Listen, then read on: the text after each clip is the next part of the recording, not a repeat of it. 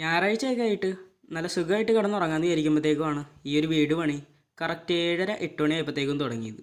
പിന്നെ നേരെ ഉറക്കമൊക്കെ പോയതുകൊണ്ട് ചായയും കുടിച്ച് റെഡിയായിട്ട് പെരുമ്പാവൂരേക്ക് പോവാണ്.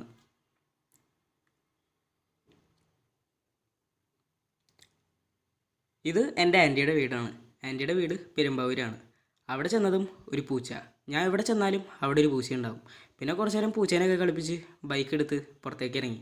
വേറൊന്നുമല്ല, മഴയൊക്കെ പെയ്തുകൊണ്ട് നല്ല അടിപൊളി ക്ലൈമറ്റ്. പിന്നെ വീട്ടിൽ വെറുതെ കുത്തിരിക്കണ്ടല്ലോ എന്ന് വിചാരിച്ച് പുറത്തേക്ക് സ്ഥലമൊക്കെ കാണാനായിട്ട് പോയി. കുറേ പാടമൊക്കെ കണ്ടുകൊണ്ട് തിരിച്ചു വന്ന് ഫുഡും കഴിച്ച് കുറച്ച് നേരം ക്യാരംസും കളിച്ച് പിന്നെ നമ്മൾ ഡ്രസ്സൊക്കെ മാറ്റിയിട്ട് പുറത്തോട്ടിറങ്ങി. മഴ ഉള്ളതുകൊണ്ടും മേത്തൊക്കെ ചെളിയാവുന്നതുകൊണ്ടും ഡ്രസ്സ് അങ്ങോട്ട് മാറ്റി.